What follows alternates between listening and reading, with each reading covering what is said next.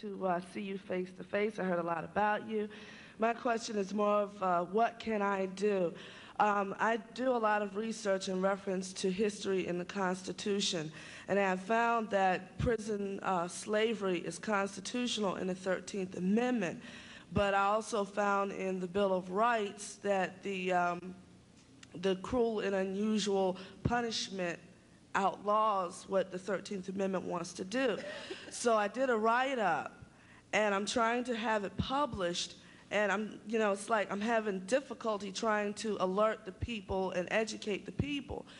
And on another note, I try to do some organization locally because I know I'm very limited as far as resources, and I feel like I'm dealing with the valley of dry bones. I mean, I'm just kicking over dead corpuses, and I don't know what else to do. Well, I think the answer is simple. We've all been through that sort of thing many times. And what we did back years ago is we began organizing where we stood. I mean, there was no master plan in a sense. We would develop kind of master plans, I think, right, Tony, with something. But that would never quite work that way. It always worked some other way.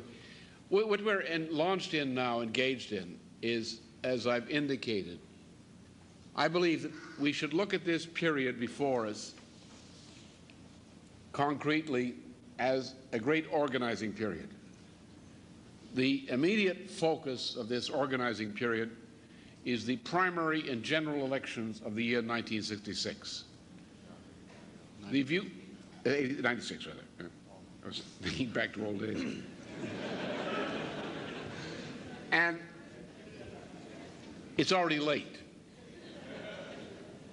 That we have to change American politics and what they have been recently.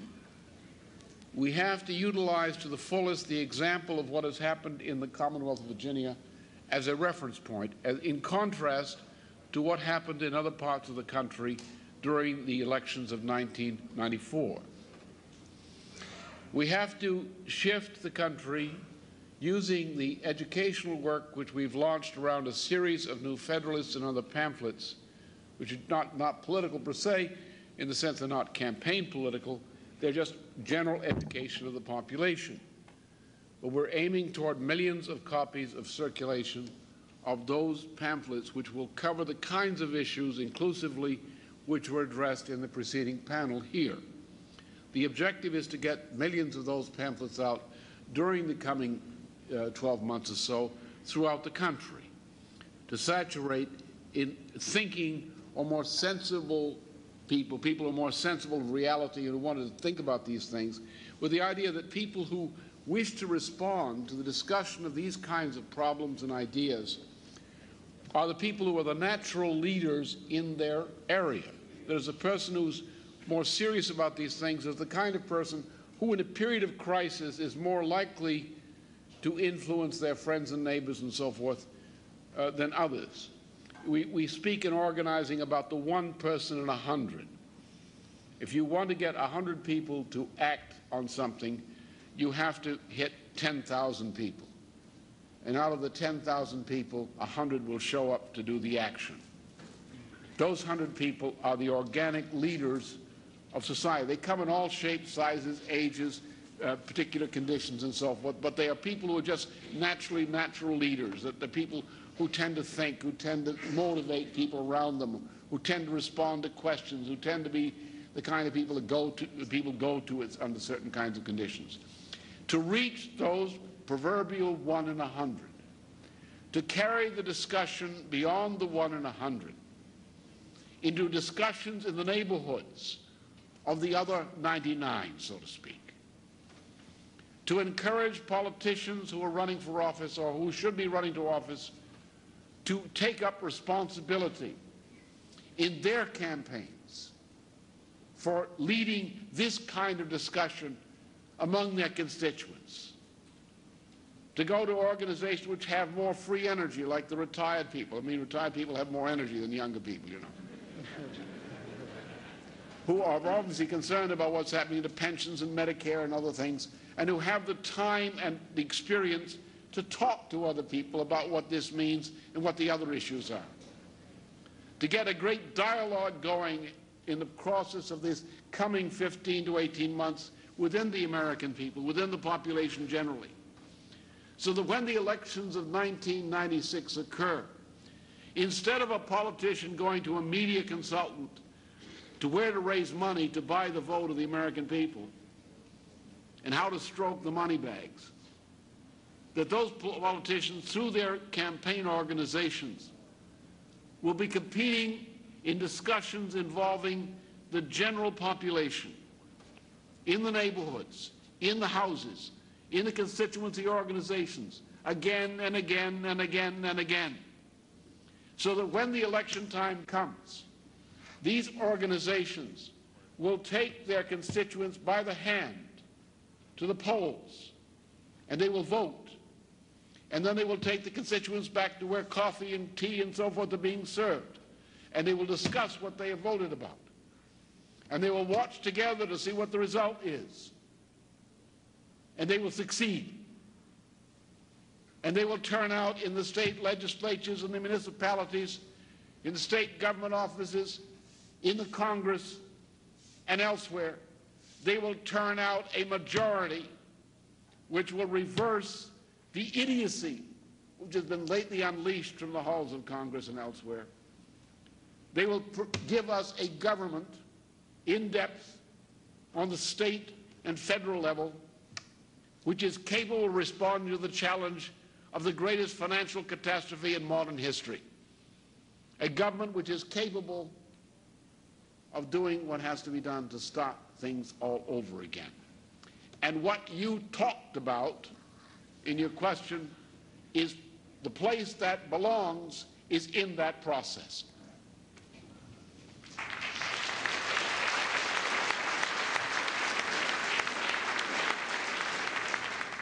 Next question. Robert Hockett, Pierre, South Dakota. And until 2 days ago, I considered myself to be a good student of history. What I heard at this conference was what the oligarchs have proposed, what has been done, what is being done, and what will happen if appropriate interventions haven't been put in place. My question is, why are they doing this? I don't understand if it's for greed. They're cutting off their nose to spite their face, if that is their motivation. Is there something further than greed that motivates the oligarchs to do this? It's not just greed. The point is the doctrine of greed is the doctrine of, well, as our dear friend Graham Lowry likes to say, of Bernard Mandeville. It's the doctrine of Adam Smith. It's the doctrine of empiricism. The motivation of man is essentially a motivation of identity. Identity as human or beast. People do not act out of greed. Greed may be a part of the character which they have given their identity, and they may act on the basis of greed because they have given their identity that characteristic. But what motivates people is a sense of personal identity. That everything you've learned in behavior psychology, throw it out. Not only history, but I believe in behaviors, I just destroyed that too. What motivates the oligarchy is a sense of oligarchical identity. Now, you can probably find, and you reflect on it, I don't have to give you all the deep examples, but you can probably think of them many yourselves, where people say we belong, well, racism, for example. Racism is not motivated by greed. Maybe slavery is in part, but racism isn't. Racism is motivated by a false sense of identity. I'm an animal. That's what a racist is. He has the identity of an animal. The one fellow says, you don't want to marry that girl, you know, those people, they have bad genes, they have these following traits. That's racism, isn't it? It's a sense of identity. If you have a sense of identity as Imago Dei, you behave one way. But if you have a sense that I have to belong to a group of families which by right rule the world, and I'm not comfortable with sharing this privilege with more than a small percent of the population, who chiefly, I think, would be my lackeys, and the others, therefore, have to be subordinate, and when I drive by on a horse, or the horse rides me, or whatever, that these guys will kneel on the ground, grab their forelocks, and shield their eyes so I won't have to have eye contact with them. Like New York City or something.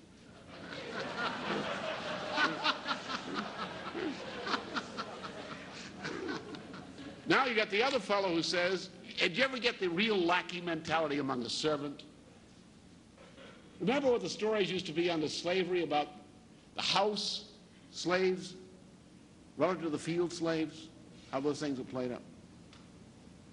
You get somebody who's kicked in the head, but they like to be a lackey, or sometimes I guess they call them lickies, short for lick spittle. Sense of identity. Now you have a bunch of people gathered around Prince Philip,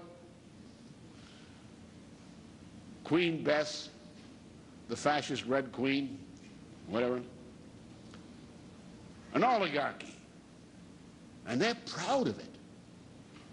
They actually have a kind of race pride about being that.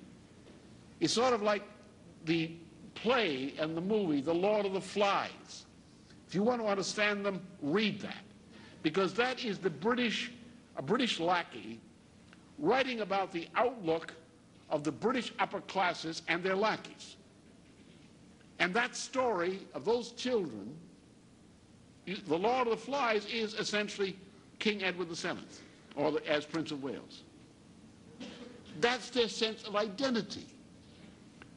We say, no, that's not human. Human beings represent creativity.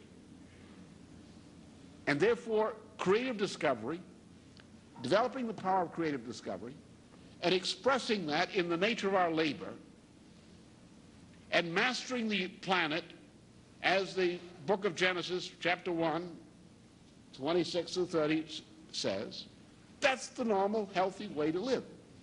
And any fellow picked up by the brotherhood of the common life from a poor plebeian family, like this guy Nicholas of Cusa, who was picked up from a fisherman's family, they become the leading genius of all human history from the 15th century.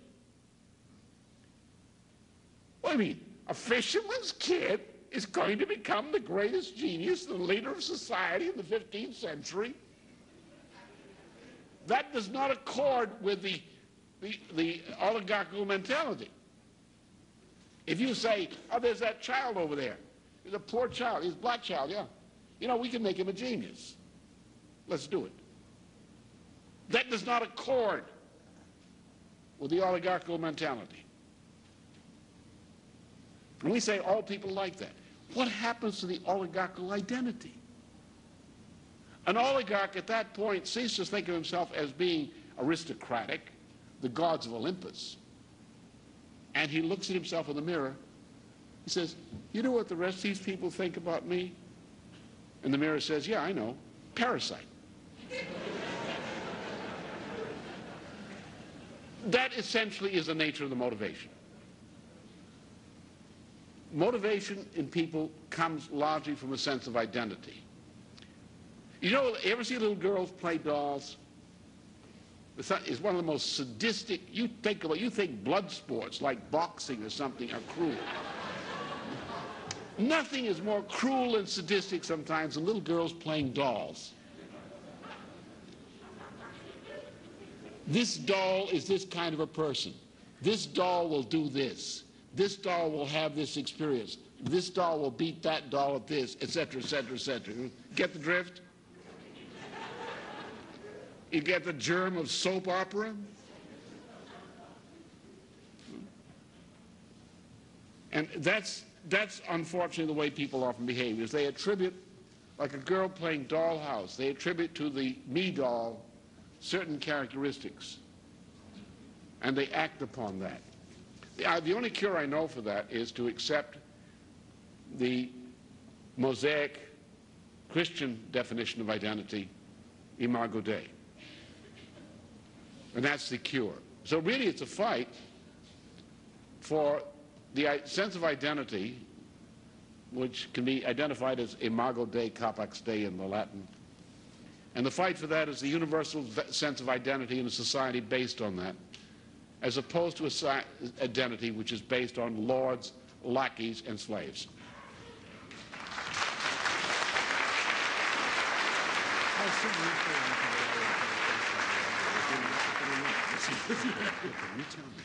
Next question, please.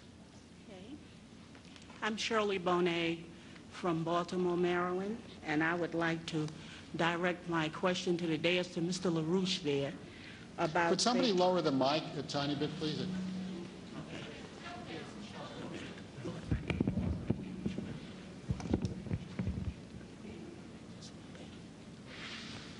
Did you hear me? Yes, speak as louder. Okay. Speak loud. Go ahead. Speak louder? Good. Oh, I can speak real loud. Okay. All right.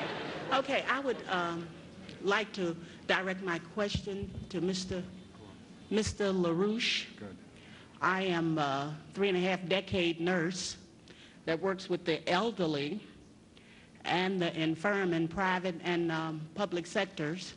And I'm a little concerned about this euthanasia machine and what it's going to do for my livelihood. And not only that, I've had the experience to have my spouse quite sick recently.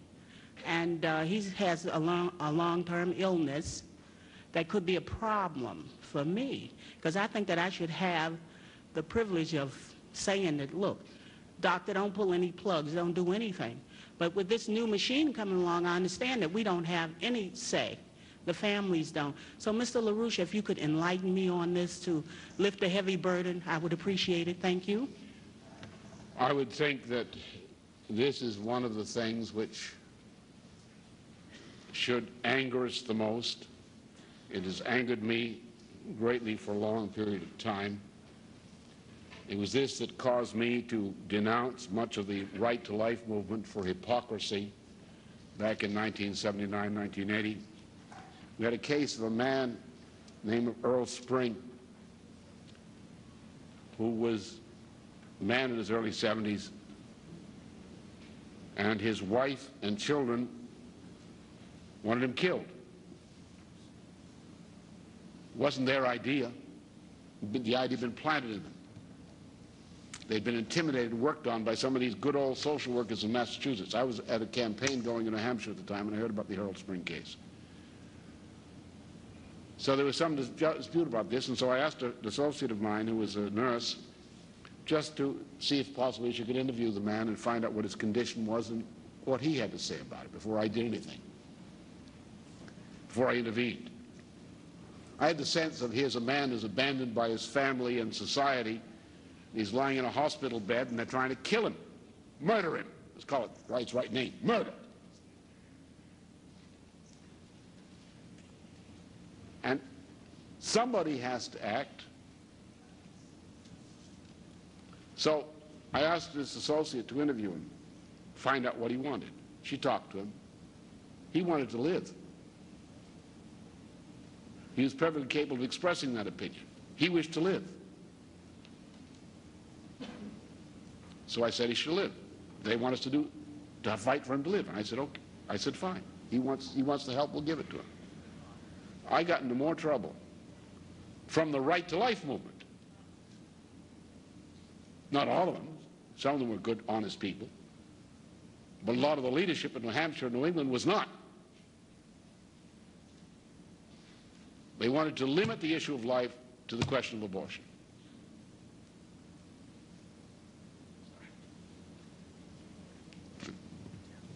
And you saw they voted for that abortion in Virginia in some degree, only north.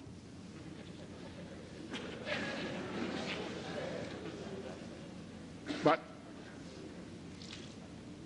since then, that gave me my shock. The shock that the Right to Life movement would not see as a matter of principle.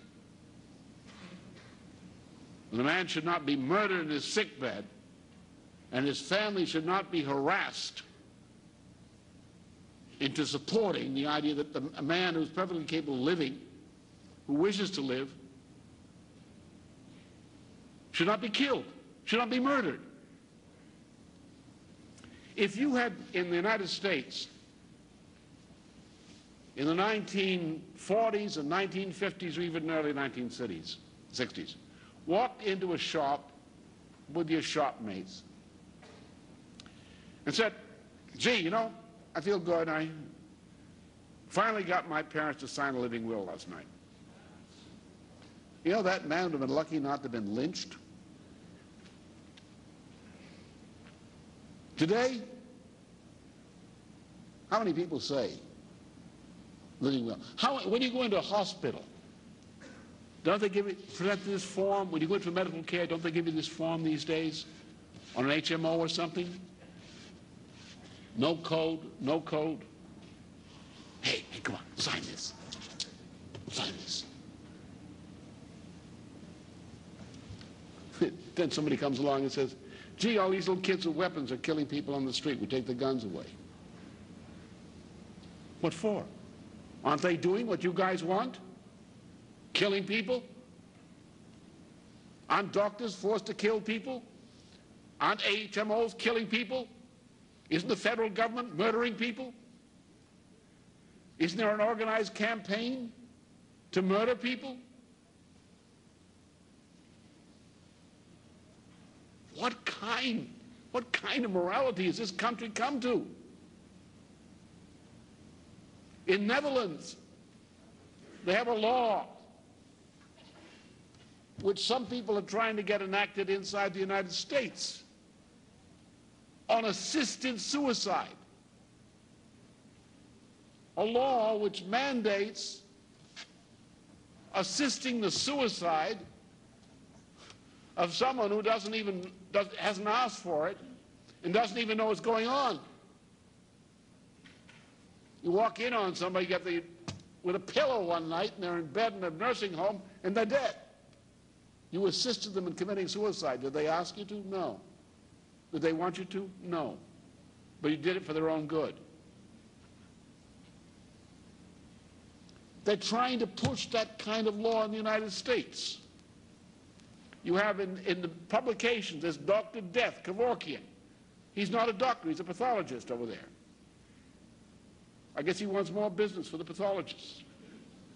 Can't wait. That's being pushed, defended. The Hemlock Society. You have societies which protect child molestation. All running loose in this society. So the only answer I can give on this is yes, this has to be fought. Has to be fought at every pore of society.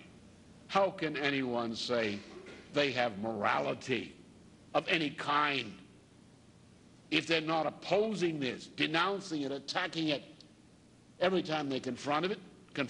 There is no morality if you condone that, or if you turn your back and pretend you didn't see it when you could have said something. Let no man tell me they are moral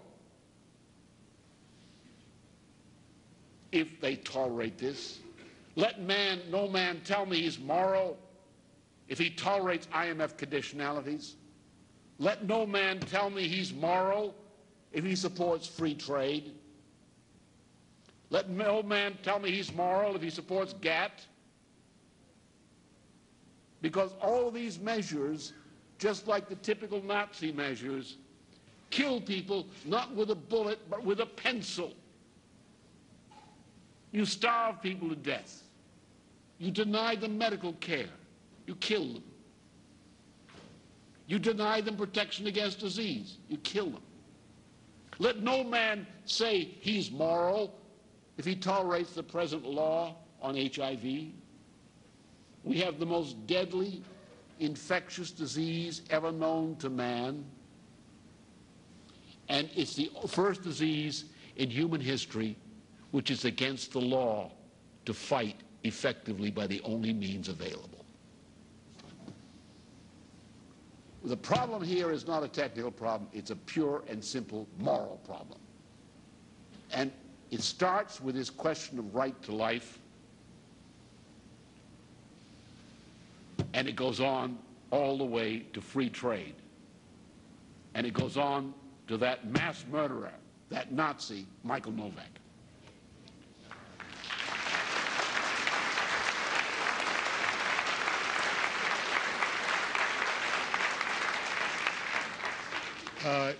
It's getting late. What we'd like to do is limit the remaining questions to those who have lined up to ask questions. And please try to keep your questions short to the extent possible. Before we continue, I want to make an announcement to all New Jersey region members, and this is the announcement. All New Jersey...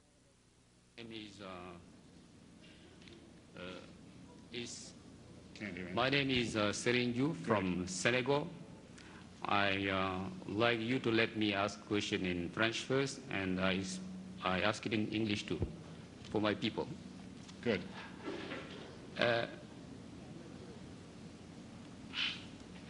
Mesdames, Mesdemoiselles, Messieurs, l'image des États-Unis est ternie dans les pays du tiers-monde. Certains considèrent les États-Unis comme le gendarme du monde. Certains considèrent qu'ils pratiquent la loi de la jungle. J'en veux pour exemple la nomination de Federico Mayor, l'actuel secrétaire général de l'UNESCO. Les États-Unis ne voulaient pas de la candidature du tiers-monde. Ils ont même menacé de retirer leurs fonds, suivis par la Grande-Bretagne et le Japon. Ma question est de savoir si les Britanniques,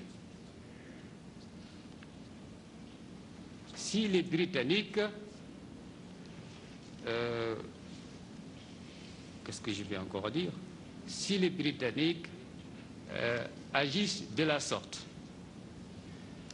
ils adoptent des attitudes aussi antidémocratiques, pourquoi les États-Unis, un pays comme les États-Unis, du calibre des États-Unis, accepterait-il d'être un instrument?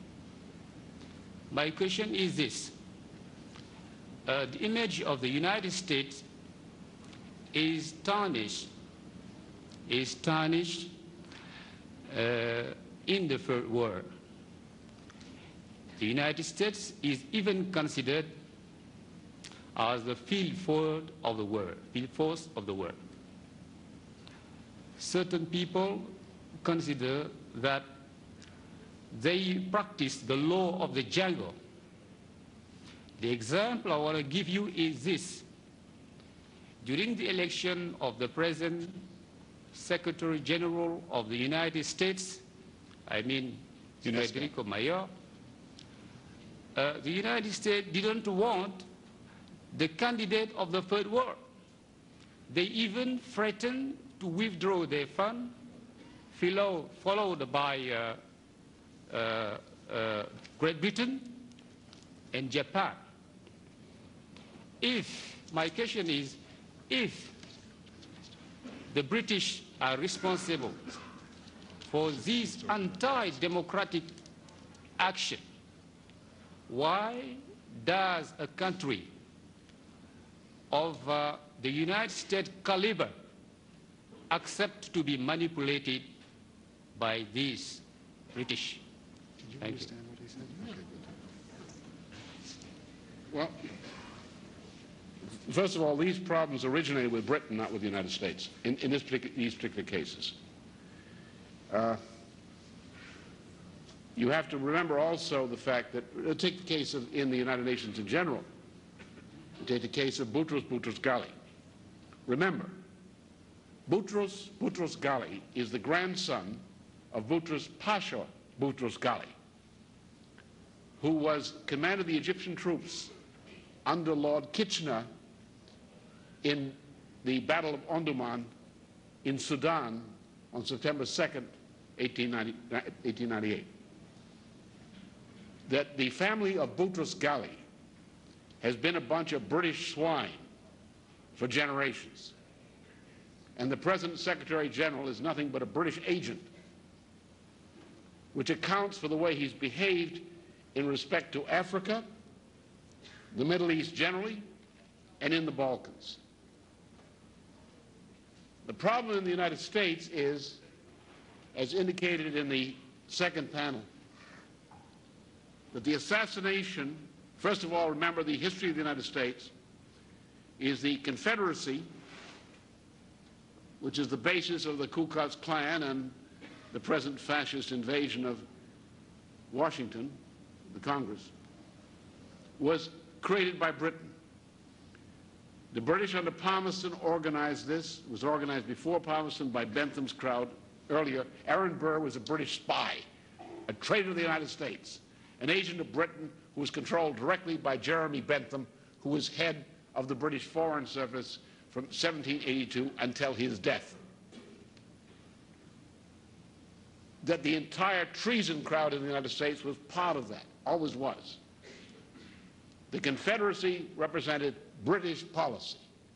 The purpose of the split of the Confederacy was to destroy the United States, to split it into several parts. That in 1901, the assassination of McKinley brought a British agent, a British stooge, a fool, a person of uncertain sexuality called Teddy Roosevelt into the presidency.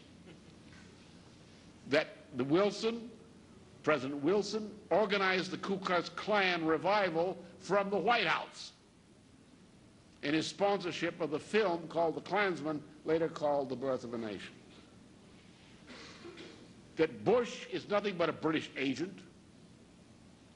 Reagan was soft on the British. The Nixon administration was run from London. The Carter administration was run from London.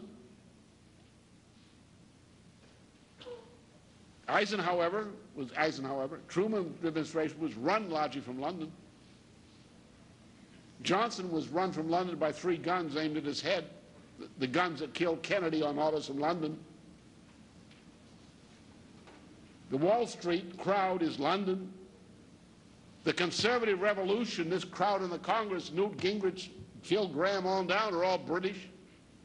Why? Yes, why do we allow this? Very simply, human beings are not animals. Human beings are creatures of ideas. Animals don't have ideas. They don't have metaphors. Human beings alone have ideas. The way that the British conquered the world on orders from Venice was that Paolo Sarpi, in winning a factional battle in Venice in 1582, made a change in Venetian policy. Venetian policy under Gasparo Contarini and others was Delphic and clever and so forth. But the essential policy of Venice methods were inquisitional. The old Venetian methods were to attack the enemy with feudal reaction from the outside and try to crush it from without. The power of the new forms of society coming out of the Commonwealth was such that the old Venetian feudal methods could no longer work because the new societies were more powerful per capita than the old ones. Therefore, the Venetians decided, the majority decided, and backed Paolo Sarpi in this, that they would form a new tactic which was to corrupt the new society from the inside. The principle, they said they're going to create a new Venice in the north of Europe based on the Protestant countries. These countries were mainly the Netherlands, which they took over under Sarpi. They took over the liberation struggle in the Netherlands, the House of Orange, which became the House of Orangutans. And William of Orange is a good example of an orangutan. They took over the House of England through the Cecil family and the Burleys and so forth, all the Lord Burleigh and company. They owned James I. Couldn't find a heterosexual, the whole lot. They controlled them. It's true. They prepared and made England the center of the new Venice. How'd they do it? They did it with ideas. They took over they took over the state. They took over finances. They assassinated people they didn't like. Assassination is a Venetian method which is now maintained by London. If an assassination of a major figure occurs in any part of the world, probably London did it. Because there are certain people who do that kind of thing. They took over mathematics. And what's taught as mathematics in generally accepted in universities today and high schools and so forth is generally politicized on the basis of what Sarpi did, to eliminate creativity from science, so that creativity is only accidental. They took over philosophy. They organized systematically against every viable philosophy. They set up a standard of behavior called human behavior or human nature. What you read. Someone says, I don't believe in conspiracy theories. That person is brainwashed. Because nothing functions on this planet without a conspiracy. You couldn't get a cup of coffee without a conspiracy.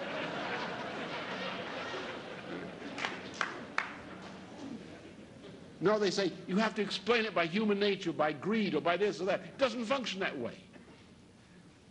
Someone says, well, most Americans know there was a conspiracy that killed Kennedy. But the official line is, conspiracy theory, conspiracy theory. Every election campaign is a conspiracy. Every bill that gets through the Congress is a conspiracy.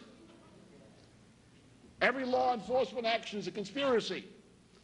Most murders are conspiracies. Every drug deal is a conspiracy. Every drug-related murder is a conspiracy. Every tax passed is a conspiracy. There are no conspiracies. The way people are manipulated is very simple. It was written, this described by a famous member of the Oratorian order, François Rabelais, who in his second novel, Pantagruel, created a character called Panurge. And Panurge was famous because he was not a dumb fellow, but his impulses kept coming from below the waistline. And so this Rabelais thus explains the problem. This is in the tradition of Boccaccio's Decameron, which explains how society was corrupted because the impulses were coming from below the waistline. You have a copy of this principle of the influence of Rabelais in Spanish, which is Miguel Cervantes in his famous Don Quixote. Most Americans are Sancho Panzas, and North and South Americans also. It's a quality shared bilingually or multilingually around the continent. And thus the way people are manipulated is, first of all, pay attention to your own immediate affairs. Don't be involved with your neighbor's affairs. Take care of your own affairs. First thing, look at your family affairs. Think about your career. Think about your future. Think about your family. Think about what's smart to say, what's smart to do, what's dumb to say, what's dumb to do. Don't think about what's true. Think about what's smart, what's clever. Don't tell the truth. Trade used cars. Don't have horses anymore. So it's by this method, which is a doctrine, or I'll give another example of this, Arabs. One of the most famous books written was written by a British intelligence agent who wrote the unexpurgated Arabian Nights, Burton. He's a British spy who manipulated Arabs. Now, the purpose of writing this thing, which his wife was ashamed of or was nervous about, is it not in the stories, but it's in the footnotes. The footnotes are Burton's detailed advice to future British agents on how to manipulate an Arab. They point the psychological weaknesses which are characteristic of Arabs and how you use those to manipulate an Arab. What you do and don't do to manipulate an Arab. In the United States, back in the 1930s, they had a fellow called Dale Carnegie who wrote a book called How to Win Friends and Influence People, with no relationship to truth. Not a course on how to tell the truth. You could never sell it in the United States. How to lie, how to be a successful salesman, how to seduce, how to corrupt, how to break out of jail. All of these things are very, very popular courses. How to tell the truth not. So what happens is then, by this theory of human nature is based on manipulating people by their cupidity or by their immaturity, of denying the fact that you're mortal, which means you're born and you're going to die. And you have a period of time and energy and opportunity in between in which to adopt some kind of mission in life, which may have other subsidiary missions attached to it. The object is that when you have died, you have made a contribution to humanity, which means that your living was necessary. And if you can go through life with a sense of identity that you were necessary, that you had to live, that humanity would have been less without you than if you had not lived. Now, what are the things you can give? What can a human being give? A human being can give only ideas. What can Aristophanes give to me across 2,200 years? What can Plato give to me across 2,350 years? What can Pythagoras give to me from across nearly 2,600 years? What can Leonardo da Vinci give to me? All the physical things they've done, except for a few paintings and a few books, have perished. What survives are their ideas. Now, what do we all don't make great discoveries like Leonardo. But what do? We raise children. We educate. We transmit, we assimilate great ideas. We transmit them to others about us. We try to put ideas together with places where those ideas must be applied. And we transmit that. We raise children. We uplift people around us. We enrich the human race. The benefits of what we do radiate through other people who do good to benefit the entire society. Each of us who lives in that way has a virtually infinite relationship to humanity through all time, past and present. We embodied the gifts of the past. We transmit those gifts of the past to the indefinite people of the future, throughout the whole extent of humanity, wherever humanity may go. That is to understand that, and to be able to exemplify that, at least in some ways, so that you can communicate that, that is to be truly an adult human being. And to find your motivation in that is to be an adult human being. Whenever you allow yourself to become little, I have a grievance, I have a passion, I have a desire, I have a need, I have a lust. Whenever you are gripped by that, you become less than an adult human being. As a matter of fact, this is a common state of human beings between the ages of 1 and 2, the terrible twos. And I'm afraid that my fellow Americans have often descended to the level of living out their entire life in the joys of being one of the terrible twos. And that's how we're manipulated.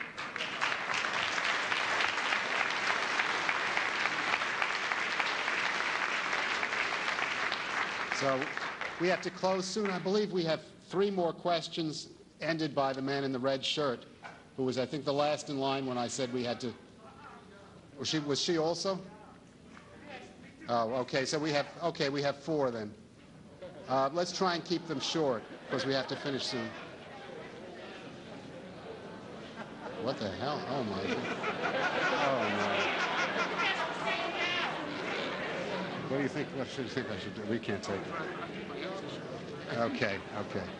I don't know what's going on here. Okay, next question. Yes. My name is Sunmyoung Harry Lee from Portland, Oregon, and I am originally from South Korea. I work as a senior writer for Korea Press International, a news agency distributing news articles, in-depth feature stories, and political commentaries to news medias in the United States, Korean news medias in the United States, Japan, and back home. I am very glad and deeply honored to ask you, Mr. LaRouche, for your wisdom on our national unification issue, a paramount and urgent international as well as Korean issue. As you know, Korea was under Japanese colonial rule from 1910 to 1945, when the Allied forces brought Japan to her knees. When Korea was liberated from the shackles of Japan, we thought that our freedom, our dream for our freedom came true. But unfortunately, before the ink of Japanese surrender papers dried up, we found ourselves suppressed under another evil, the fascist regime, and ever since, this evil rule persists in our land until now. Our land got divided into 2 between north and south along the west line of our peninsula. Due to this division and the ensuing Korean War, which I think was a byproduct of harsh ideological confrontation between the United States and the then Soviet Union, and a frame of the United Nations with Britain at the end of the string. We Koreans have more than 10 million families separated for the last 50 years, not 5 years, for the last 50 years, between North and South Korea. We Koreans have waged a fierce struggle to bring this national tragedy to an end, but big nations been standing in our long march toward our goal of national unification. Mr. LaRouche, what is your assessment of international situation and big nation power, politics surrounding the pressing Korean issue, and what do you think is needed to achieve our national dream of unification and the dream of all human beings wishing families living together in peace. Thank you.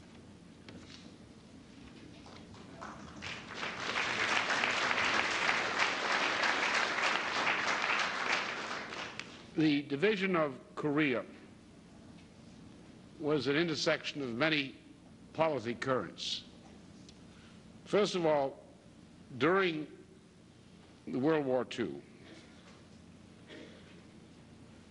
that President Roosevelt, who was not pro-communist, nonetheless decided to deal with Russia and with Stalin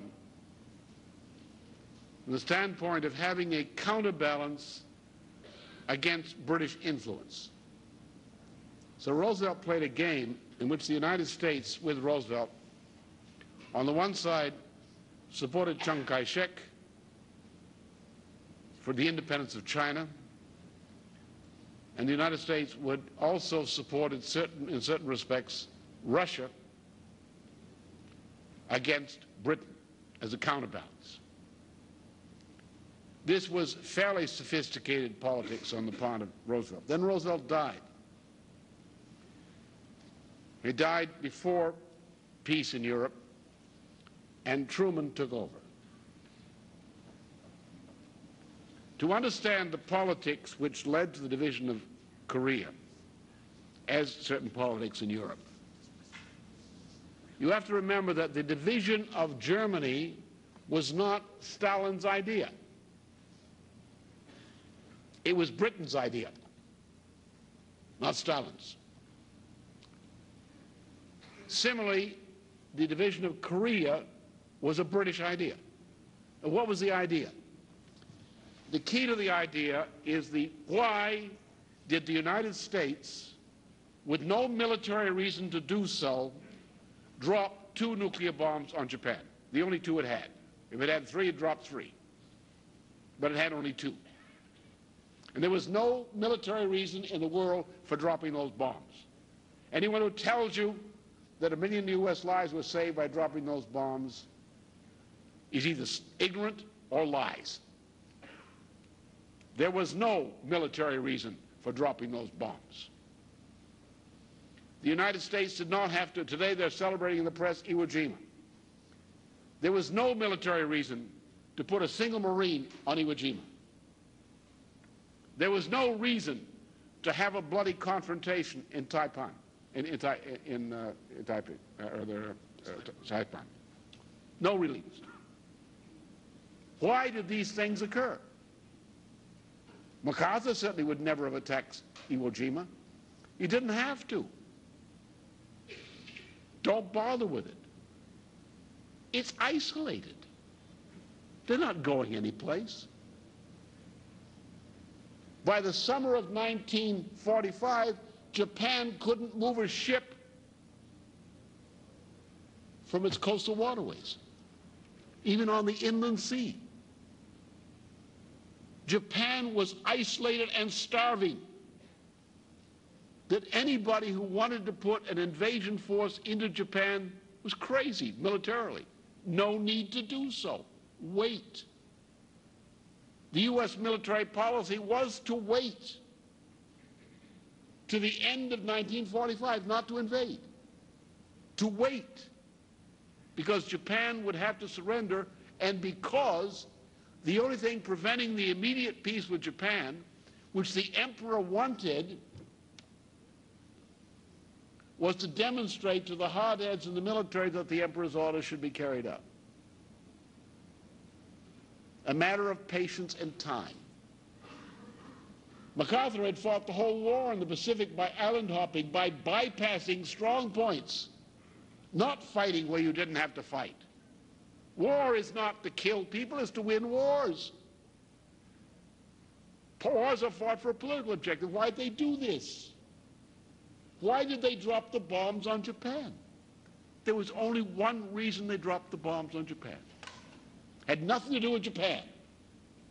Anybody who says there was a military reason is either credulous or a liar if they're in high places. It was dropped in order to impose upon the post-war world a nuclear balance of terror. As part of maintaining the nuclear balance of terror, you had the division of Germany, which was organized from London. Stalin didn't want it.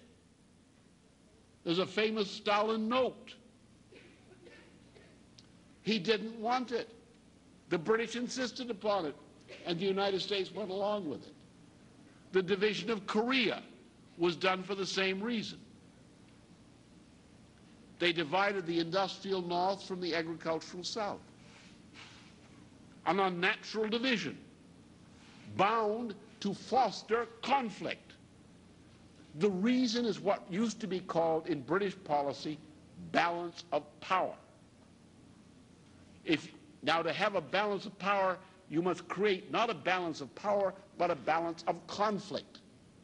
The entire game of geopolitics of London in the post-war world is that which was laid down by Bertrand Russell publicly in his 1946 his piece in the Bulletin of the Atomic Scientists. To create a balance of nuclear terror which would bring the Soviet government to capitulate to the terms of the British policy on nuclear agreements, to create an institution of world government which would really become efficient. Since the reason we've had things happen since 1964, which have happened since 63, was because the British were convinced, along with George Bundy's friends, that when the Soviet government, the Soviet military, because of the missile crisis, had finally agreed to what Khrushchev wanted to agree to in 1955, Bertrand Russell's terms, that this agreement had been established. Because the Russian military had been convinced, they hoped, that a war was impossible, and therefore they would have to have a balance of thermonuclear terror. And on the basis of that, these oligarchs were convinced that it was no longer necessary to have a society based on scientific and industrial progress because we weren't going to have a general war. We could go back to a feudal society. And this policy was the policy which shaped the policy toward Korea. Today, we have a different situation. Today, the President of the United States, who is, even the press is leaking this out, who was for a long period a protege of the former Senator Fulbright, who just recently died. And this president, who was also a student of the work of Carol Quigley, and who was very strongly influenced by Quigley's writings, has a different policy, as we see with his Germany policy, as we saw with his handling of the attempts of the British through the nuclear agency to get a war going, another conflict with North Korea. And the president used Carter, who was otherwise not always too useful. He's useful for fighting mad rabbits, attack rabbits, but in order to avoid that kind of crisis, for the specific purpose of moving toward bringing about a reunification of Korea. Obviously, the reunification of Korea should occur. There is now no impediment in principle to its occurring. There are difficulties of realizing it. One of the ways in which this was being attempted recently, which I support, was the attempt to get South Korea to participate in supplying the light water reactors to North Korea for its power sources, and thus to begin the process of integrating the two countries through measures of cooperation, which would be the process leading to that. We've seen with the mishandling of the unification of Germany, we've seen how a proper handling would work in the case of Korea. And therefore the economic development approach, which South Korea now is perfectly capable of playing as an equal partner in, is the key to bringing about the conditions, I believe, for making the reunification a fact, a fait accompli in effect, so that then the relevant political measures to realize what is first established in terms of economic cooperation can then occur.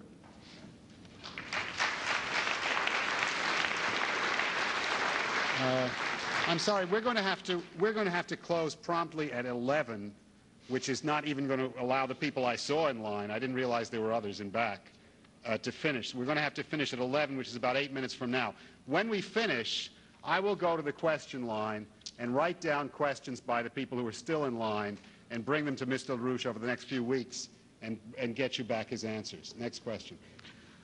Mark Walker for Norfolk, Virginia. Question for Mr. LaRouche.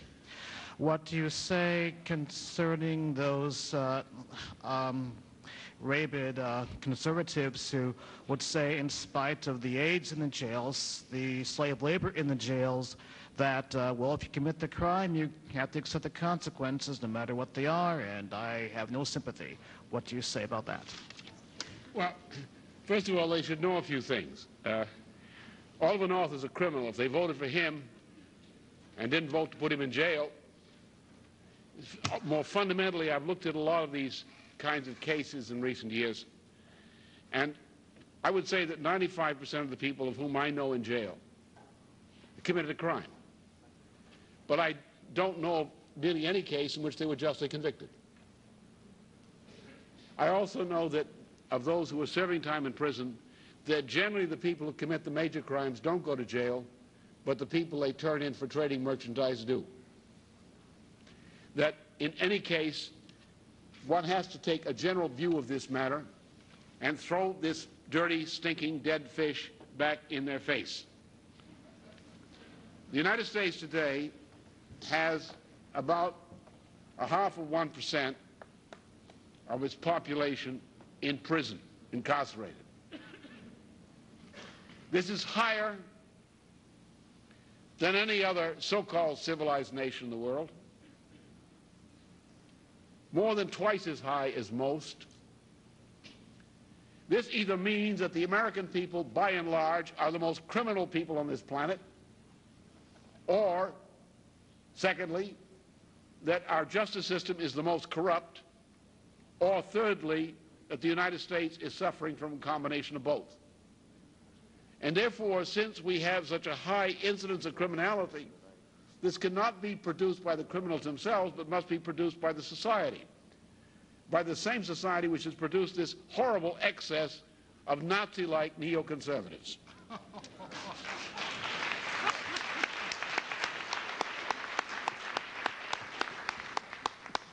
Next question. Michael Sharp from Australia, local ICLC in Australia. My question for Lynn, can you hear me all right? Yes, sir. Great. Lynn, we've been looking at this Indigenous question in Australia. You're obviously aware, we've been poking around at it. I'm interested in your thinking on the historical context of it, to use your own words, on one of the useless sciences, obviously anthropology. And tying into that question, a comment, expansion on, with Antonin Dvorak, you said that he was using Indian spiritual songs, which I assume is American Indians. That would tend to indicate that they had a culture before the ethnographers and anthropologists got to them. I'd like your expansion on that as well. And finally, just any thoughts that you may have on the Indigenous operations that are being run against Australia for all of this century at least, and possibly the last 20 years of the last century. Let's get right to it.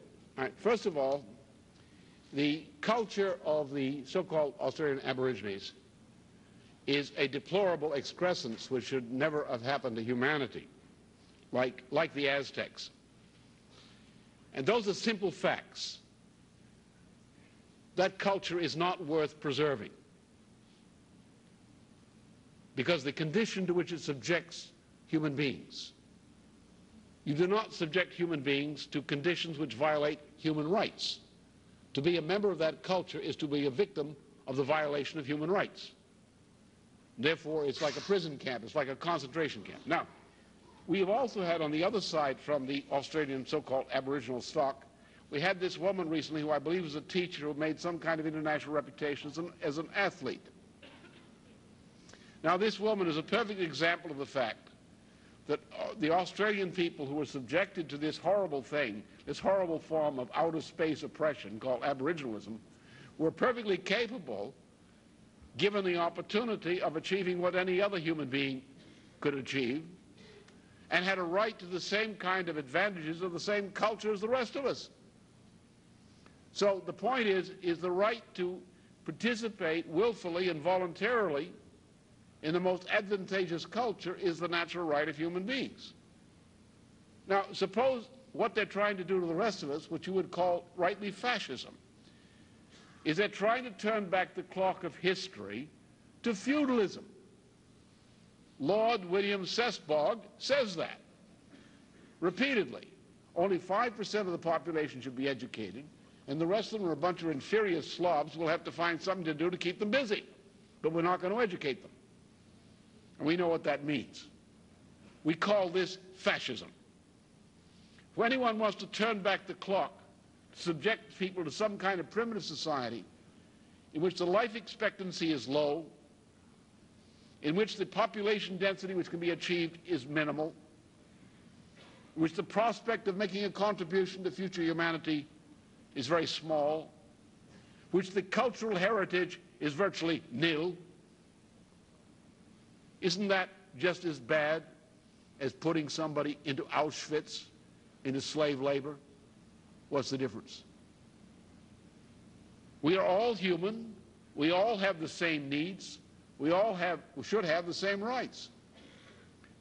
But there are absolute criteria, they're not relative ones, as to what's better. It's better to have longevity. It's better to have good health. It's better to have a decent diet. It's better to be able to combat hunger and disease.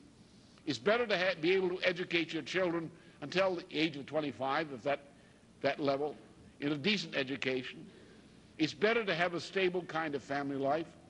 It's better to eliminate the brutality of life and fear that goes with it. It's better to eliminate superstition. It's better to develop the powers of reason which make a person human and to make a person less similar to an animal. And that should be the policy.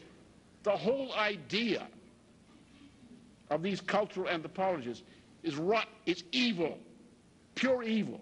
And one must have a clear intellectual sense of this. If you have a clear intellectual sense, then you have a clear moral sense of it. Better is better and worse is worse. And when somebody tries to take us from better and bring us back to worse, you know what they're trying to do with the Australians? The Australians used to have an industrial society before 1964. And since then, they've got them back about to where the next step down is fighting for grub with the kangaroos.